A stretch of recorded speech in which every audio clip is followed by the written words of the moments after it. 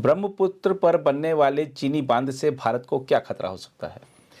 बिल्कुल, देखिए, जो मामला अभी आया है जी कि चीन वहाँ बांध अपना बना रहा है जी और बहुत बड़ा बांध है। ये दुनिया का सबसे बड़ा बांध होगा जो कि चीन वहाँ बना रहा है। जी लेकिन देखिए, टाइमिंग इसकी चीन की ऐसी होती है कि अभी बातचीत हुई संबंध सुधारने की। जी हमारे विदेश मंत्री से, चाहे अभी NSA भी वहाँ गए थे, जी तो लग ये रहा था कि चीज़ें सुधरेंगी।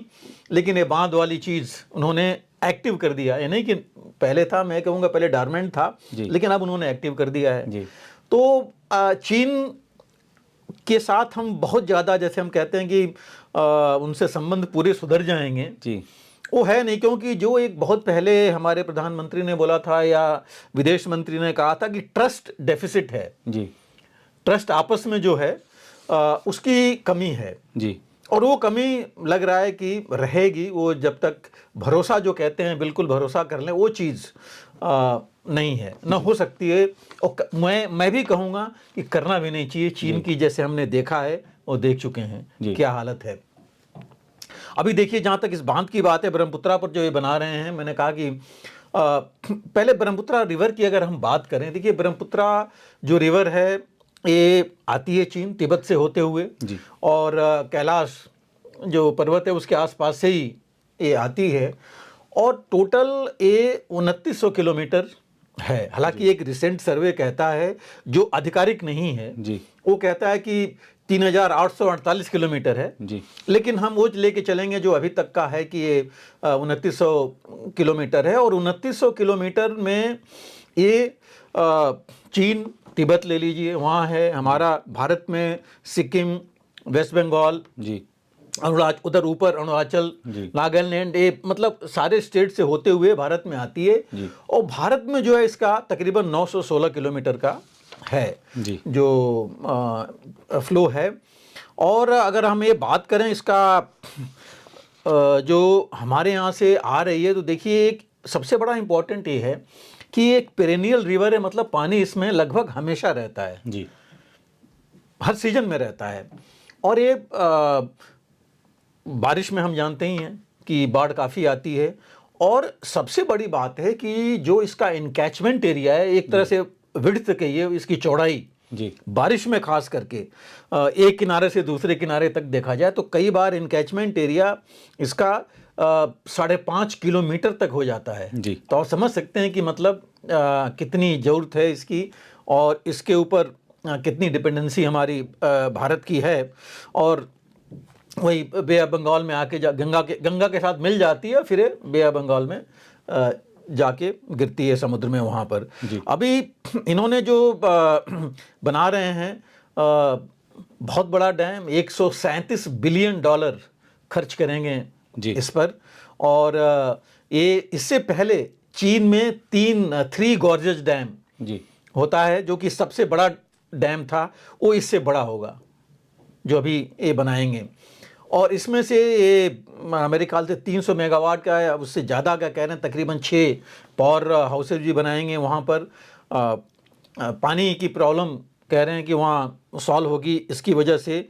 और देखिए, ओवरऑल दुनिया में देखेंगे अगर आप, तो चीन और भारत दोनों में पानी की कमी है।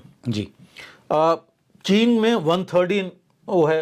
अगर पूरी सूची देखें दुनिया की, तो रिजर्व वाटर के मामले में भारत तो और कम है, 160 है अगर पूरी चीज़, पूरे डिटेल हम देखें इसमें।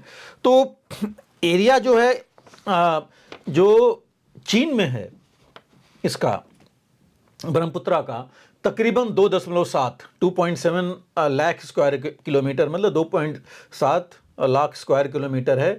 भारत में तकरीबन 2 किलोमीटर है, 2 लाख स्क्वायर किलोमीटर है। और ऐसे ही भूटान और बांग्लादेश में, एक में 3400, एक में 38, कुछ 39, बांग्लादेश में 3900 स्क्वायर किलोमीटर है, और 3400 स्क्वायर किलोमीटर ये भूटान में है। तो ऐसे इसका टोटल एरिया है। अब इतना है तो दोनों, चीन और भारत में, दोनों में बहुत ज़्यादा है तो। और 2 और देश हैं, तो भारत यही कहता है कि भाई कुछ भी इस पर होना चाहिए, एक शेयर्ड रिसोर्स है, एक के किसी के अकेले का नहीं है जी। और इसलिए इस पर कोई ट्रीटी और बाकी चीज होना चाहिए। नाउ चीन कहता है चूंकि सबसे ज्यादा इनकैचमेंट एरिया चीन में है, जी। तिब्बत चीन का वो लेके चल रहा है जी। तो अगर वो है तो कहता है कि फिर हमारी तो राइट है, हम तो सबसे पहले इसमें हमारा अधिकार है। जी। तो चीन वो चीज़ लेके चलता है और वो कहता है कि हम इसको ड्रिंकिंग वाटर, एग्रीकल्चर मतलब खेती के लिए, एनर्जी के लिए, ट्रांसपोर्टेशन सेव करने के लिए और रिजर्व वाटर के लिए इस्तेमाल कर रहे हैं। तो ये उनका कहना है। लेकिन देखिए हमें जहाँ तक हम अपनी बात कर रहे हैं भारत की, आपने बात की, कंसर्न हमारे बहुत हैं जी। इसके ऊपर। सबसे पहला तो देखिए यही है कि मैं स्ट्रेटजिक थ्रेट पर जाऊंगा। जी। स्ट्रेटजिक थ्रेट में देखिए कि पानी अगर कंट्रोल कर लेगा इतना बड़ा डैम बना करके चीन, तो दो चीजें हमें सोचने की बहुत जरूरत है। जी। एक वाटर वॉर शुरू हो जाएगी जी। एंड वाटर वॉर दो तरीके से है। देखिए वाटर वॉर जब मैं कहता हूं, हमने, आपको याद होगा कि जनवरी 2023 में एक डैम बस्ट हुआ था डोनेस्क रीजन में, यूक्रेन में। जी बिल्कुल। और जिसको आपको याद होगा हम लोगों ने हमारे अपने ही चैनल पर हमने कहा था कि एक तो एक तरह से वाटर बॉम्ब है जी। क्योंकि जितना डैमेज उससे हुआ था, जितना एरिया उससे नुकसान हुआ था, जितने आदमी मरे थे यूक्रेन के, बहुत ज़्यादा था। जी। और डिटेल्स आई नहीं थी। और आपको याद होगा कि हम लोगों ने दर्शकों से कहा था, ये भी कहा था कि हमारे जो एक्सपर्ट्स हैं उनको स्टडी करना चाहिए जी। क्योंकि ये वाटर बॉम्ब कभी भी कोई भी इस्तेमाल कर सकता है और ये चीज़ हमारे अगेंस्ट भी हो सकती है। जी। तो एक तो ये है कि एक वाटर बॉम्ब बन रहा है हमारे लिए। जी। जिस दिन अगर चीन ने वो खोल दिया जी। किसी वजह से, कुछ भी हो सकता है। जी। चाहे ये एरिया देखिए अर्थक्वेक प्रोन भी है। जी। अर्थक्वेक में कुछ हो गया तो जाएगा कहाँ, आएगा तो हमारे, क्योंकि हाइट पर है, हमारे यहाँ नीचे आएगा। जी। तो एक आप चाहे नेचुरल कैलेमिटी से कहिए, चाहे खुद के हिसाब से वाटर बॉम्ब हमारे लिए एक बन रहा है। जी। दूसरी चीज जो मैंने वाटर वॉर की बात की थी, जी। पानी की लड़ाई, अब ये दो तरह से हो सकती है। या तो पानी कम कर दे आना, तो हमारे यहाँ पानी की कमी हो जाएगी, जी। या बहुत ज्यादा पानी छोड़े। दोनों में एक तरह से ये अनडिक्लेयर्ड वाटर वॉर शुरू हो जाएगा। जी। तो स्ट्रेटजिक इंपॉर्टेंस ये हमारे लिए बहुत है। और खास करके जब मैंने आपसे कहा कि हमारा एनकैचमेंट एरिया देखिए कितना है। जी। विड्थ अगर 5.5 किलोमीटर है, ये सोचिए कि अगर इस तरह का वाटर बॉम्ब आया तो हमारा कितने एरिया का नुकसान होगा। दूसरी चीज जो है, ब्रह्मपुत्रा पर हमारे नॉर्थ ईस्ट के मैक्सिमम लोग डिपेंडेंट हैं हर एक चीज के लिए। हम भी डिपेंडेंट है। देखिए हमारा वाटरवेज जो हम बना रहे हैं, डेवलप कर रहे हैं, वो पूरा वहां तक जा रहा है। जी। और इसके ऊपर आसाम, नागालैंड, हमारे अरुणाचल भी उसके थ्रू है। तो ये सारा एरिया हमारा उसके ऊपर डिपेंड कर रहा है, ब्रह्मपुत्रा के ऊपर। वहाँ पर चाहे फिशिंग लीजिए, लोगों की ज़िंदगी उससे चलती है। जी। इससे सेडिमेंटेशन जो होता है उससे खेती उससे होती है। बारिश के बाद जो है जो इनकैचमेंट एरियाज हैं जी। वहाँ काफ़ी खेती होती है। और सबसे सस्ता उस इलाके में जहाँ की रोड्स इतनी डेवलप नहीं हैं, तो मीन्स ऑफ ट्रांसपोर्टेशन यही है। जी। तो ये काफ़ी चीज़ें हमारी वहाँ पर हैं जो कि चीन चाहे तो कंट्रोल कर सकता है। जी। तो ये स्ट्रेटजिक में ये जो चीज़ें हैं ये हमें ध्यान रखना पड़ेगा। और इसकी सबसे बड़ी चीज़ है कि हमें पता नहीं लगेगा कि कब ये हो सकता है। जी।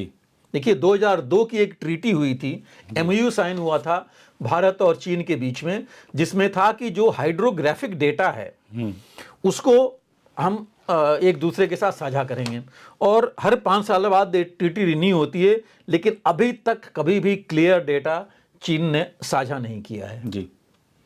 तो आप समझ सकते हैं कि क्या इसका नुकसान हो सकता है। दूसरी चीज, अपनी आर्मी में, मिलिट्री में चीन ने एक डिवीजन बना रखा है जो इन्वायरमेंट के ऊपर ही है। जी। दैट मीन्स आप इन्वायरमेंटल वॉर कहिए, जी। उसमें ये सारी चीज़ें आएंगी, चाहे वो ये वाटर वॉर है या बाकी इन्वायरमेंट को मोल्ड करके वो कुछ भी कर सकते हैं। जी। तो ये कुछ चीज़ें हैं जिसका कि मैं स्ट्रेटजिक इश्यूज की बात कर रहा हूँ, उस पर हमें सोचना पड़ेगा इसके बारे में। और ये खतरा तो हमारे ऊपर है ही है। दूसरा जो है, भारत ने बोला है कि भाई शेयर्ड है, सब देश मिल के बात करने, यूनिलैटरल कोई एक्शन नहीं करे। लेकिन ये चीज़ चीन आप जानते हैं कि वो अपनी वाली ही लेके चलता है। जी। दूसरी चीज़ हमारी सबसे जो ज़्यादा है, जो इसका हाइड्रो इलेक्ट्रिक पोटेंशियल है, एनर्जी का भारत का वो बहुत ज़्यादा है, तकरीबन 1.5 लाख किलोवाट आवर का हो सकता है, और या 1.5 लाख मेगावाट हो सकता है। लेकिन इसको पोटेंशियल अभी तक हमने बहुत कम इसका एक्सप्लॉइट किया है जी। हालांकि अब अरुणाचल में ही भारत सरकार जो है कम 12 डैम बनाने जा रही है, जिसका काम शुरू हो रहा है, कुछ का हो गया है, तो उससे फ़र्क पड़ेगा कुछ। लेकिन ये हमारे लिए अच्छी चीज़ होगी, हो सकता है कि कुछ हम डैम बनाने से कुछ तो हम कंट्रोल कर पाएंगे जी। लेकिन पूरा कंट्रोल कर पाएंगे ये जो है मुश्किल होगा। तो ये कुछ चीज़ें हैं जो हमें देखना बहुत ज़रूरी है। और एक ब्रह्मपुत्रा को भारत सरकार ने रिवर लिंकिंग प्रोजेक्ट में भी शामिल किया है जी।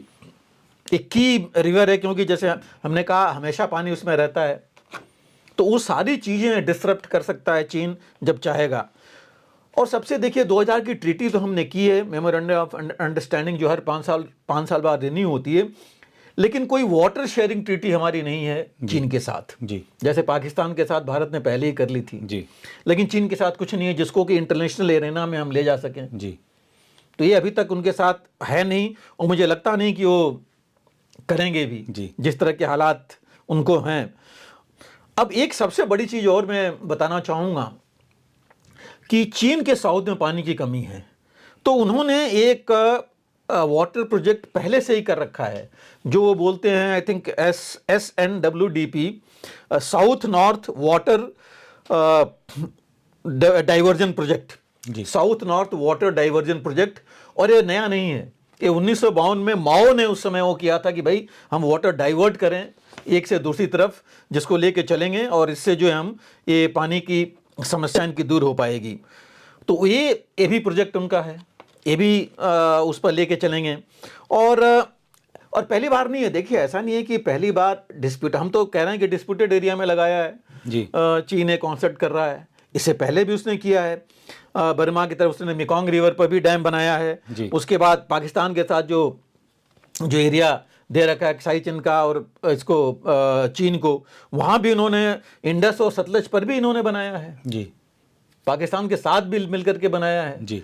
तो ये जो कुछ चीज़ें हैं इन पर हमें ज़्यादा ध्यान देना पड़ेगा और हमें स्ट्रेटजिक वैल्यू ज़्यादा देखनी पड़ेगी और हमें हमेशा तैयार रहना पड़ेगा बूथ कि अगर कोई नेचुरल कैलेमिटी हो जाए अर्थक्वेक की, या इसको एज ए वो सॉफ्ट वॉर टाइप, मैंने जैसे कहा वाटर वॉर शुरू हो या वाटर बॉम्ब की तरह इस्तेमाल हो या वो कंट्रोल करने शुरू कर दे हमारी इन सब चीज़ों को, तो ये सब चीज़ हमें देखनी ज़रूरी है। और अगर हम बातचीत करते हैं, हालांकि ये बात हुई थी जब NSA अभी गए थे पिछले महीने चीन में, तो ये मुद्दा भी उठा था, लेकिन ये जरूरी है कि हम चीन को ले आए राउंड टेबल पर कि एक वाटर शेयरिंग एग्रीमेंट हो जो कि पूरी ट्रांसपेरेंट हो, दोनों मॉनिटर करेंगे, क्योंकि जब एग्रीमेंट होगा तो दोनों मॉनिटर करेंगे, अभी मॉनिटरिंग है नहीं, और तभी जो है हम इसके ऊपर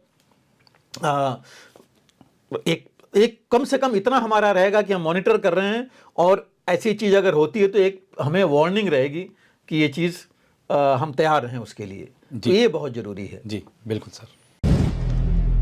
अगर आप भी लेना चाहते हैं देश दुनिया की तमाम जानकारी तो आज ही सब्सक्राइब करें हमारे चैनल को, साथ ही नीचे दिए बेल आइकन को जरूर दबाएं ताकि हर अपडेट आप तक पहुंच सके।